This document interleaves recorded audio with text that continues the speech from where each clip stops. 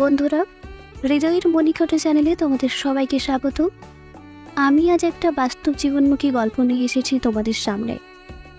গল্পটি প্রকৃতির প্রতিশোধ। যে মানুষটাকে আপনি আজ খুব বাজেভাবে ঠকালেন, সে মানুষটা আপনাকে অভিশাপ দিক বা না দিক, আপনিও একদিন খুব বাজেভাবে ঠকে যাবেন। হয়তো অন্য কারোর কাছে, নয়তো অন্য কোনোভাবে, তবে ঠকে আপনি অবশ্যই যাবেন। কারণ বাস্তবতা হচ্ছে, তার থেকে আপনার মুক্তি মিললেও তার রুহের হাই থেকে কখনোই আপনার মুক্তি মিলবে না। কাউকে বিনা কারণে অন্যায়ভাবে আঘাত করলে, কারোর সাথে বেইমানি,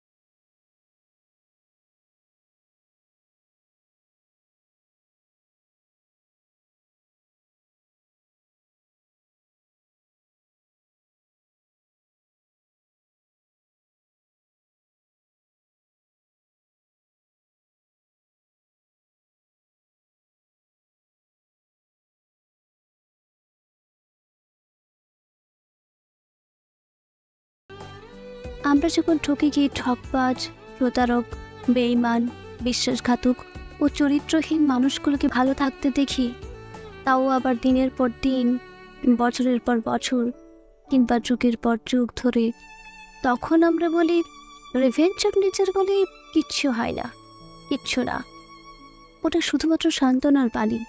কিন্তু না, মোটেও তা ঠিক নয়। ওগুলো আসলে আমাদের আঘাতে আঘাতে ক্ষতবিক্ষত হয়ে যাওয়া অশান্ত মনের অশ্রুকণা। আসল কথা হচ্ছে, আপনি সবাইকে ফাঁকি দিতে পারলেও প্রকৃতিকে কখনোই ফাঁকি দিতে পারবেন না। সবাই আপনাকে ছেড়ে দিলেও প্রকৃতি কখনোই আপনাকে ছেড়ে দেবে না। মনে রাখবেন, মানুষ যে পারে না, প্রকৃতি তা খুব ভালোভাবেই পারে। মানুষ যে হিসাব মিলাতে পারে না, হিসাবখানি অপূর্ণ রয়ে যায়, প্রকৃতি সে হিসাব সময় মতো কড়াই কন্ডায় মিলাই।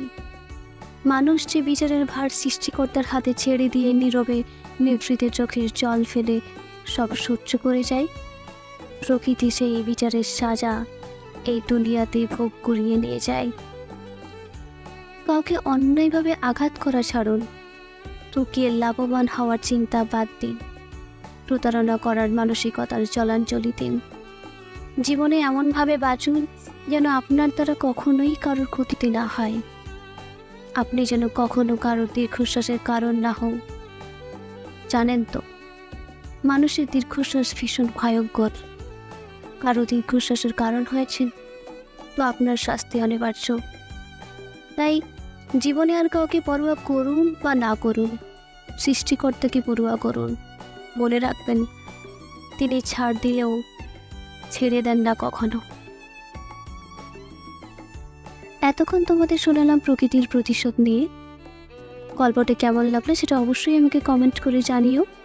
আর হ্যাঁ, এটাও জানিও যে কী ধরনের গল্প তোমরা আগামী দিনে শুনতে চাও। ততক্ষণের জন্য তোমরা ভালো থেকো, সুস্থ থেকো, আনন্দে থেকো।